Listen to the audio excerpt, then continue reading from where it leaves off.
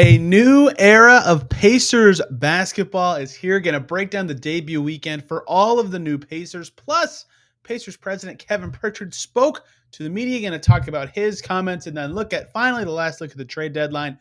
Other deals that happened around the league that the Pacers weren't involved in that still, to me, impact the Pacers this season and beyond a little bit. Lots to get to on today's Locked On Pacers podcast.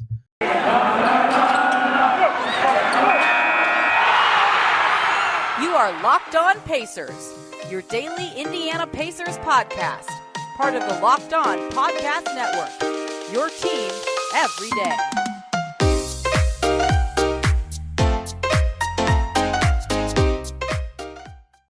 Welcome in to another edition of the Locked On Pacers podcast, where we, of course, talk about the Indiana Pacers as always. My name's Tony East. I cover the team for Forbes and the West Side Community News. And today, boy, oh boy, do we have a packed show. Pacers play 2 games over the weekend, and a new era has begun for the Pacers franchise. We got to see the debut 2 games for Tyrese Haliburton, Buddy Hield, Tristan Thompson, and Jalen Smith, who is surprisingly working his way quickly into this conversation among the new young Pacers. Are going to talk about their debuts, what it looked like, and that'll be an evolving conversation. So I won't go too deep into it today, but obviously that's the headline story for the Pacers. How do those guys look going forward will be massive to track. Kevin Pritchard spoke to the media on Friday about the trade deadline, his thoughts on the moves, where the team is heading, made several allusions to a ship and the direction of a boat. I'll talk about what he had to say, and then I want to end a trade deadline talk by talking about moves that were made around the league that the Pacers did not make that still impact the Pacers, if that makes any sense. It'll be the last wrap up the trade deadline kind of thing at the end of the show. So let's jump right in. Hope everybody enjoyed the Super Bowl. But today, no football here on Locked On Pacers. Pacers lose 2 games this weekend. They lose to the Cavs 113-120, while Caris LeVert dominates down the stretch. They lose to the Timberwolves 129-120 with a big second half and second quarter, really, from Minnesota. The theme there, you'll see very quickly, the new era Pacers kind of suck at defense without Brogdon, without McConnell, without Turner, without any of their vets, really.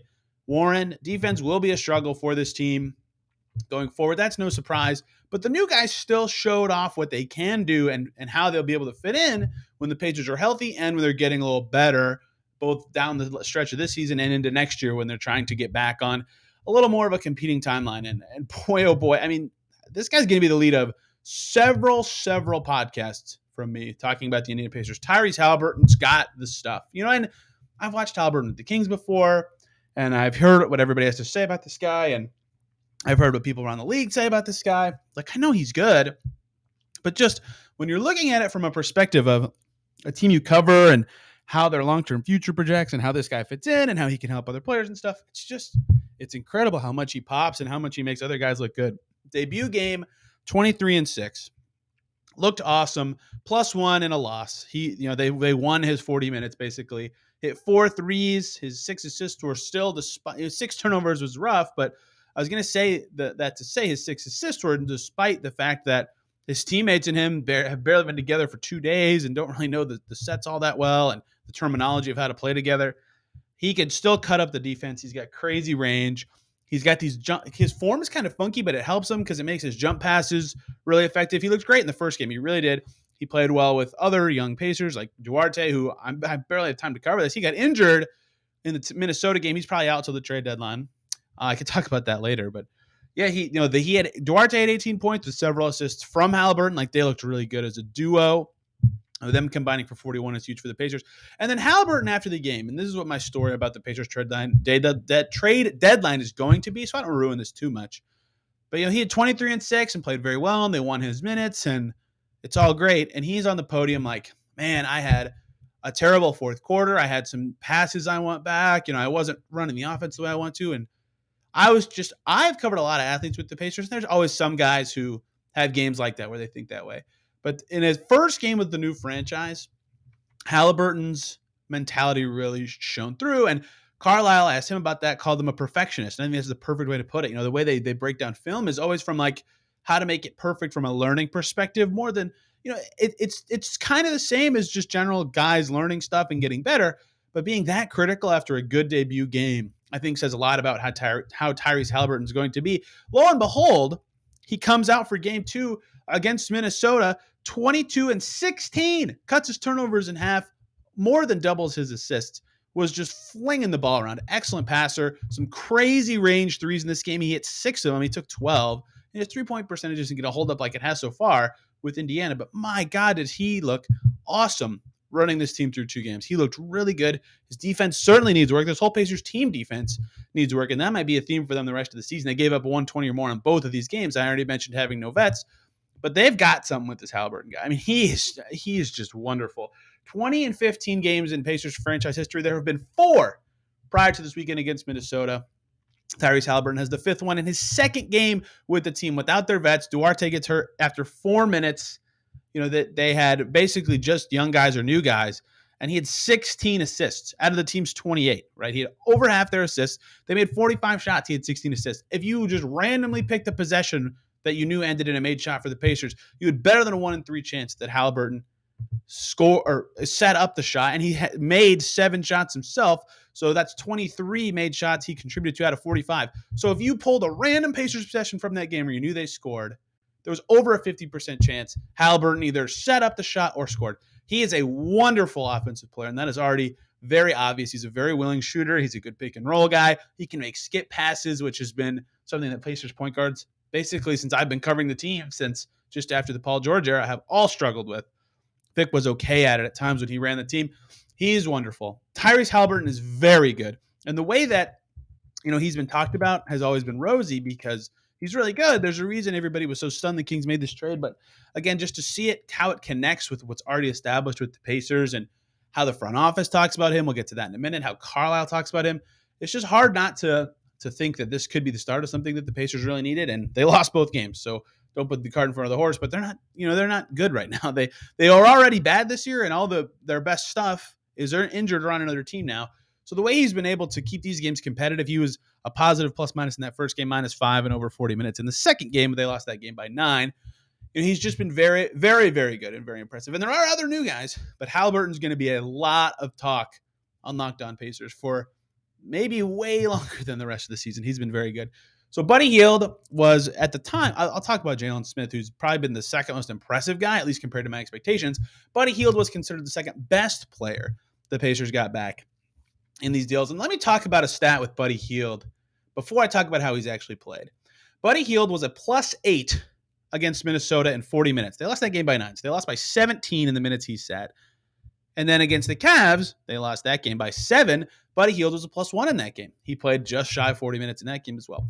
Buddy Hield, I don't think Buddy Hield is like that awesome of a player. He's a really good shooter, but he's not the best driving the ball, though he had a sick behind-the-back dribble against Minnesota. And his finishing at the rim's not that great.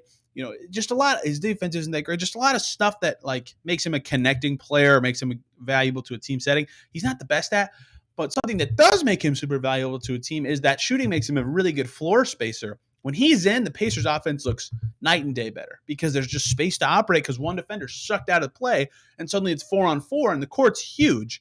So having 4 defenders to go against on a huge court is really valuable. And so Buddy was 6 of 17 in his first game. He made 4 threes, and then was 6 of 19 in his second game, and he only made 1 3 in that one out of 13, right? So he's been sucking up a lot of shots and kind of been clunky so far, and yet he's still providing positive value with his spacing, something Carlisle really lauded after the second game against Minnesota. It's like when Buddy's out there, there's just so much more space for these guys, even when he himself is not hitting them. So 5 for 23 from deep so far, not great. That'll certainly progress a little bit. But you're seeing kind of the warts of Buddy and why he's still kind of valuable to this Pacers team. And he had 9 rebounds and 8 assists against the Cavs, and he had 8 rebounds against Minnesota. He does provide other utility. But the reason I think, he's not awesome. He's probably a bench player when the Pacers are at their best. But the reason I think the Pacers are happy to keep him around is he provides a shooting skill that they were totally lacking. And, with Bjorkgren, who didn't he liked threes, obviously, and they took a lot more than McMillan, but wasn't super promoter of them. And McMillan obviously downplayed them to an extent. Carlisle loves this shot, and they don't have McDermott or Carlisle like they did with their last 2 coaches. They needed someone like this. And so Buddy does fit very well with this Pacers team, even though, again, he's not the best player ever. He does provide them with something they've desperately needed under their new coach, and I think that's going to make him valuable for this franchise and a guy who can play, especially if they always keep winning his minutes. They've lost both games, but it's not because of Buddy Hield's minutes. Those have been some of the Pacers' best offensive minutes these last two games. Dwayne Washington really struggling this weekend. Kind of hurt the Pacers tremendously because Buddy's minutes went so good. If they had just gotten a little bit better backup two-guard play, things would have looked a little better for them this weekend. There's two other guys. Man, I've been going a really long time this first segment. Tristan Thompson, the last Kings guy, a lot of his minutes, Carlisle said, and something they're going to keep doing for a little bit at least, have been, well, first of all, he's playing because Jackson got hurt against the Cavs. Goga had 3 fouls against the Cavs. Miles Turner's obviously hurt, and they're playing Jalen Smith at the 4 because they have no 4s after their trades. They need Thompson to play. He probably wouldn't have played against the Cavs if Isaiah Jackson didn't get hurt. And against Minnesota, he didn't play for a while until they had to move Terry Taylor's minutes around. Terry Taylor also didn't play against Cavs. So he probably won't play a ton going forward. He's played about 15 minutes in both games so far. He's really a bully. They need something like him in the post, given who's available for them and what their centers kind of are. He's good on the offensive glass. He had 2 against Minnesota and had 1 against the Cavs. But in general, I think has kind of lacked impact so far. A guy in his role, it's going to be hard for him to kind of fit in and know a new team. That's why I think he's playing with the Kings guys more than it is of guys of other roles who have the ball a little more. Like, he just has to screen and be connective. And if he doesn't know where guys like the screens or the timing of them and stuff like that, it's going to be tough. In his defense, he's not very mobile. So I think he could have an impact with this team depending on how long he's here. The longer he's here, obviously, just because of the skills he provides mostly. But so far, he's looked a little rough, although he has helped his fellow Kings teammates both off and on the court. When he plays Jalen Smith, the last guy they acquired, no one really knew what his future held. And for some of you curious about his contract stuff, I did talk about it a little last Friday, and I'll make a new segment for it later this week, probably during the All-Star break, about how they can keep him, because I know everybody's very curious about that for his first 2 games. Jalen Smith was kind of nothing for the Suns. If you listen to the show where they acquired him, I talked about how he had a really good stretch where he finally was playing a lot, and he played really well. First game as a Pacer, hits 2 threes, 12 points in 20 minutes. Looked very smooth as a power forward, which is interesting. He might be the backup 4 for a while, given the Pacers' injuries. Then against Minnesota, he plays 23 minutes, hits 6 shots, 5 offensive rebounds. He has a double-double in his second game as a Pacer. They might have something with this guy, especially if he can continue to knock down threes every game he plays. I don't know if he'll be able to. That's kind of going to be the swing thing with him. But if he can shoot, he might have some value here. They got to be careful because they can only pay him so much this offseason. But he's looked very impressive. And the fact that he can play 4 or 5 with the team that just has O'Shea Brissett basically as an available 4 right now has become very valuable for Rick Carlisle's team. So he's been very impressive on both ends of the floor. He's mobile enough and long enough to be an effective defender. He's making threes. He's dunking. Jalen Smith's been really impressive. Credit to him for finding a way to have a role on a new team basically immediately. Something he talked about is like, with a new, younger team, it kind of fits the way he wants to play it and be a little bit better than the Suns, who the Suns are obviously a way better team, but when he can't get as much opportunity, it's harder to force your impact all the time. So the new guys are looking good. There are going to be a lot of topics about them on the show going forward. I just wanted to run down how they looked in their first couple games, and Buddy's had a positive impact. Tyrese has been amazing. Jalen's been really good compared to expectations. So looking nice for the Pacers' future through 2 games, although it's a very early return. So we'll talk about them a lot going forward. Something we won't talk about as much going forward is Kevin Pritchard's comments, because they will not be topical very quickly. Kevin Pritchard spoke to the media on Friday, as he usually does after trade deadline. I want to talk about his comments, and really I want to talk about the ones that stood out to me, because a lot of them were kind of stuff that either I kind of already knew about the team, or you could obviously sense about their direction, but either stuff that stood out to me or stuff that I thought was important to cover as they go forward. So let's do that and talk about Kevin Pritchard's presser. But first, let's talk about the good folks over at Built Bar, who are making the best tasting protein bars ever. This is the time of year that some people have given up on their New Year's resolutions. Don't give up this year. Stick to your resolution and eat right, thanks to Built Bar, the best tasting protein bars out there. And I'm not just saying that. You can talk to any of the number of Locked On Pacers listeners who've tried them and liked them. And that's not an ad read. A lot of listeners have told me they have tried them and love them. And you got to try them too. 100% covered in chocolate protein bars. They're soft. They're easy to chew. They come in tons of delicious flavors, so something for everybody. Fruit varieties, these puff varieties with marshmallow flavors in them. Peanut butter is my favorite. The cookie dough one's really good, right? So if you're more of a sweet tooth, there's something for you. They are fantastic. You've got to try them. They've got a macros chart on their site that shows you all the stats of what's in them. Most of them are 130 calories, 4 grams of sugar, 4 net carbs, but 17 grams of protein. So super healthy, super tasty. You've got to try and go to built.com right now. Use the promo code LOCKED15 and you'll get 15% off your order. That promo code again is LOCKED15 for 15% off at built.com. Thank you, as always, for making Locked On Pacers your first listen every single day. You guys smashed it last week. Listened to a lot of the trade deadline content. Hopefully, we can keep the momentum rolling from that and continue to talk about the new look Pacers and the trades around the league and what the Pacers can do going forward. Tomorrow, I want to talk about transactions the Pacers can make the rest of the season because they're done with trades, but that doesn't mean they're done with everything. But today, we're talking about Kevin Pritchard's comments in his press conference last Friday. Kevin Pritchard speaks to the media roughly 4 times a season, after free agency, end of the year, after the deadline, for example. And they're always noteworthy, right? He's the guy who makes the decisions and has the final say and talks to Herb Simon the most of any Pacers employee. What he has to say is very important about the direction of the team. It gives a lot of insight usually about where this team is headed or what they did. So how I'm going to break this out is quotes that I found noteworthy. I have 6. I have 4 of them verbatim typed and 2 of them just the gist of them. So we're going to go in this order about the trade deadline from Kevin Pritchard's mouth. What the Pacers got, why they did it, what changed to get them to this point, and what happens now. Sort of in chronological order. But Kevin Pritchard's comments on Haliburton were, of course, stuff that is new and stuff we couldn't have possibly known before this pressure. And he said verbatim, we have a point guard of our future. And obviously that's true, but he singled out the word point guard. I think that's noteworthy that they expect him or think he can be their lead ball handler going forward. And that's not rocket science for anybody who's watched him, especially over this past weekend. But they do have Brogdon on the team. They have McConnell on the team. They have Duarte on the team. Seeing how he fits in with all those roles is fascinating, but I do think he can be point guard full time. It'll be fascinating to see how they move Brogdon off ball. And I don't want to harp on the position thing too much. It doesn't really matter in the NBA these days, but the of the future part is obviously important too. They think they got their guy for years and years. And his addition to that, the second quote here was, if you've been in this business a long time, getting a point guard that is young with upside and you feel like you can build around for the next 10 years, those don't come around very often. Tyrese is that guy. We feel like not only on the court, but off the court, he brings a persona that we need. First of all, from talking to Haliburton for only 5 days now, I agree with that. That dude knows what to say, knows how to act. Just a good dude off the court, good basketball type off the court. He's got a good ethos for kind of that point guard leader kind of player. And 2, it is really rare to get that point guards who are that good, that young. That's why it was so surprising when the Kings dealt him. That's why the Pacers, Pritchard explained in this presser, they had one guy they wanted to get in this stuff, and it was Haliburton. They zeroed in on this guy. They wanted him. They were calling the Kings about him more than once. They really wanted him. So that's why they did this. That's why they wanted to do it.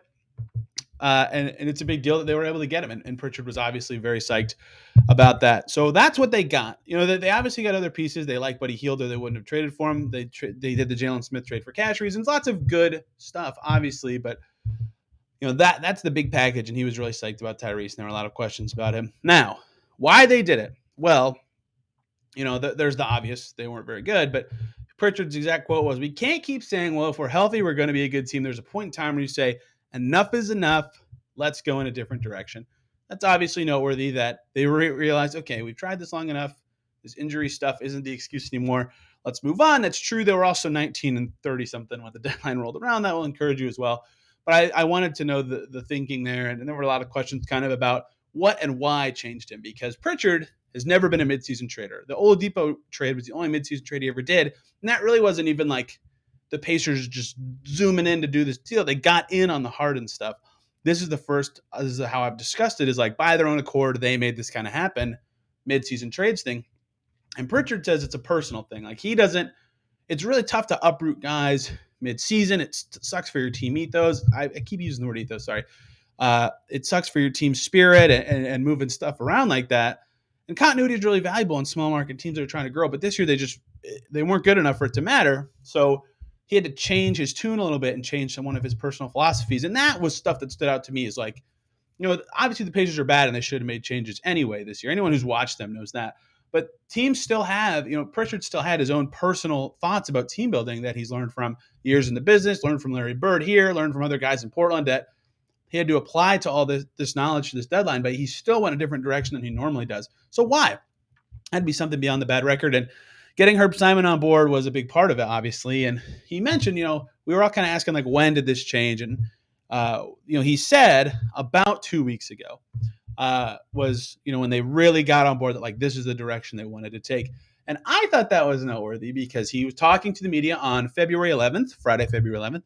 If you go back 2 weeks from February 11th, you hit January 28th. You know what happened 2 days before January 28th?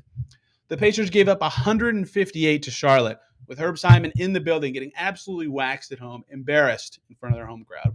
I don't know if that game was necessarily a turning point, but it does, timing-wise, seem like it could have a correlation with them going, okay, we suck. We stink. Let's get off this ship and change the direction of where we're going. And Kevin Pritchard made lots of ship directions because ships can go any direction. But that I think that night had some sway in the Pacers' directional change based on the timing, based on it's an embarrassing game. They haven't given up that many points since the 1980s. Like it's not something you ever want to talk about or think about again. So that's something that got him over his mid-season trade philosophy stuff and getting Herb on board with doing it as well. I thought that timing was super noteworthy. So that's why they did it. That's what changed. They got new players because they realized they sucked anyway, but they were bad enough, and they realized the injury stuff was not enough of a reason to hang on to this team anymore, to change directions, to go get the guy that they think can be a franchise changer and to be a new version of the Pacers. I think that's the right decision. I think we all kind of thought that along the way. People who follow this team, people who are fans of this team, people who cover this team kind of thought that, but actions always speak louder than words, and Pritchard doing stuff that is not something he normally does certainly says a lot about the organization being able to change their mind and think that way, and Pritchard himself and his own thoughts getting at, being able to do that. So now what happens? Well, Pritchard said two things that stood out to me, not necessarily as a surprise for one of them, but definitely as a surprise for the other, that will fall kind of in line with the actions speak louder than words sort of thing. One thing he said is, I feel the best I've felt about the direction of this team. That's not like stunning. They do have a very nice young core in place. They have a lot of young assets, and they don't like they're going to be worse. Obviously, they traded away a two-time All-Star. It's unclear at this time tremendously how much worse they will be next year than they were this year or last year. I mean, they're the fifth worst team in the league right now. So it's not like they're getting way worse or anything by doing this stuff, and they have a way brighter future. But the fact that right after a rebuild is the first time he said that is very interesting to me. I don't know that Pritchard, I think he would have liked to do some sort of rebuilding moves in the past that they weren't able to do. That's not sourced or anything. That's just kind of a thought I've had about the things he said and the way he's run teams in the past. But I think now he's definitely happier with the direction of this team than he ever has been before, basically since they acquired Vic and Domas. And I think that's very noteworthy that they feel that way and that this is the core they would like to build off of, or at least this plus the picks they will have in the upcoming draft. So that stood out to me, something important. But the other the more surprising part of what happens next is Pritchard did not call it a rebuild, or he said retool, reshape, whatever. The words are, we don't want to call it that. They really think that they got a little better, or like for next year can be better. And this team stinks this year. The fifth worst team. Sure, they can be better next year. I believe that. But this might be a little bit of a technicality, and I might just be blowing smoke. But to me, they clearly did rebuilding trades. They traded guys for picks. They traded all-stars for younger guys.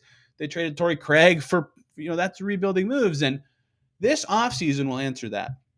If they go into this offseason with cap space and keep one of Brogdon or Turner or both and spend money on vets, then they agree. They're not rebuilding. They actually think they got better at this deadline and made these moves from a position of, okay, we just stink and we need to change things up and be flexible. But if they go into this offseason and, maybe sign some young guys and make aggressive draft pick moves and maybe take in some bad salary, take home more picks, those are rebuilding style moves. And I think both kind of make sense. It'll depend on how the rest of the season goes. But I was surprised to hear him not commit to any sort of word that's called rebuild, retool, whatever you want to say. Maybe they think that internally and they just don't want it to seem that way. And I get why in a market like this, when things are going poorly, you might want to say that. I just thought that was very interesting. And I'll be curious if the Pacers moves going forward look more like the trade deadline we just saw, which were more rebuilding moves to me, or look like what Pritchard said, which was, we're not. That's not what we're doing. And actions will speak louder than words. And I think we'll get a clearer picture of what the Pacers want to do this offseason based on potentially how the next 2 months of the season go and who fits together and all that. But I do think it was interesting that he said that, and I think that could guide some of the decisions they make in the next offseason, potentially. If they don't think they're rebuilding, they'll have to recalculate kind of how they plan for that kind of draft. So speaking of teams changing direction, a lot of teams in the NBA made trades last week, not just the Pacers. And I want to wrap up trade deadline coverage by talking about some other moves made around the league that impact the Pacers. And this is totally opposite of how I normally have to cover these trades, which is fascinating. So let's talk about some other deals. I can kind of give my opinion on them too, which is fun. And how they impact the future of this Pacers team. And a lot of these are more near-term impacts, but we will talk about those. But first, let's talk about the good folks over at BetOnline, because football might be over for this season. Heck of a game, heck of a halftime show. Congrats to the LA Rams. So basketball is in full steam ahead mode for both pro and college hoops. March Madness coming up before you know it. And for all the latest odds, totals, player performance props, where the next coach is going to be fired, land, all that stuff, betonline.net is the number one spot for all your sports betting needs. BetOnline remains the best spot for all your sports scores, podcasts, and news this season. And it's not just basketball. BetOnline.net is your source for hockey, boxing, UFC, Olympic coverage, and info. They've got it all there. Head to their website today or use your mobile device to learn more about the trends and the action going on in the sports world. BetOnline.net, where the game starts. Let's wrap up some trade deadline coverage. The Pacers made their 3 moves, obviously. Those impact the Pacers tremendously. They have new players. They sent out some players. You can listen to any show last week to hear about all that. But there were a lot of other trades made around the league. And in the past, trades impact more than just the teams that make them. In the past, when I've done this segment and this show on trades around the league that impact the Pacers, it's usually like, oh, they're in 6th in the East, and the team in 4th just got a big upgrade, and the team in 8th did too. It's going to be tougher for them to hang on to their seeding or win a series against them or something like that. Or, the Cavs, for example, just got this really good long-term piece. Like, they could accelerate their timeline and catch the Pacers faster. When they were a competing team these last 4 seasons, those are the kind of trades that you kind of thought impacted them. And there's still 1-ish to me in that vein, maybe 2. But a lot of the trades that affect the Pacers to me more this year are a little more short-term draft thinking. So let's look at some of those deals and stuff for you, the fan of the Pacers, to be watching with other teams around the league. The first one is the Spurs. The Spurs, they got a little worse. They did 2 deals. They sent Thad Young to Toronto. They got Goran Dragic. They're going to buy him out. They also got some other assets, whatever. And then they also dealt Derek White to the Celtics for Josh Richardson in a swath of assets. Spurs got worse, right? They traded away Derek White. They traded away Thad Young for clear long-term pieces. The Spurs never make midseason trades. They were going crazy. The Spurs are 7th in the draft lotto standings right now. The Pacers are 5th. They're 3.5 games separated. The Spurs probably still pushing for the play-in just because Greg Popovich is their coach, and we've seen the Spurs do their thing for the time and time forever, but the deals they made suggest that they're looking more forward-thinking. They're definitely a worse team than they were before the deadline started. Worth watching as they've won 2 in a row. If they can end up being closer to the Pacers in the deadline as the season goes on, I think those trades do have an impact on the Pacers. The Spurs are worse now, so they do have a chance to free fall into the Pacers area in the draft positioning department. And Kevin Pritchard said the Pacers aren't rebuilding. They got better. Maybe not this year, but they might be better pretty soon. And maybe the Pacers hit the ground running all of a sudden, and the Spurs are another threat for their draft slot. I think that is definitely some trades that affect the Pacers. So the Spurs were the first team I typed. We're going to be a lot of Western Conference stuff here. The Kings are another one. How does one of their trades affect the Pacers? Obviously, they have Domantas Sabonis and Justin Holiday and Jeremy Lamb, and they traded with the Pacers. That clearly affects the Pacers. They got better. They also got involved in a very large trade where they sent out Marvin Bagley and the draft rights to a player who's never going to play for them and a second-round pick, and they got a second-round pick and another draft rights and Trey Lyles and Josh Jackson and DiVincenzo. All that to say, they got better in that trade too, or they got pieces that kind of fit. They needed wings pretty badly. They got a little bit more oomph. So the Kings got better at the deadline, unlike the Spurs, which is noteworthy for the opposite reason as the Spurs. The Kings are 3 games ahead of the Pacers in the draft lotto, behind, whatever you want to call it. They have a worse pick than the Pacers right now by 3 games. The Kings are trying to get better and trying to make the playoffs. That should help the Pacers keep their kind of draft spot. So there are other teams we'll talk about that are kind of close to the Pacers in the lotto, but of the teams within 5 games, all of them made a move, and the Spurs got worse and the Kings got better.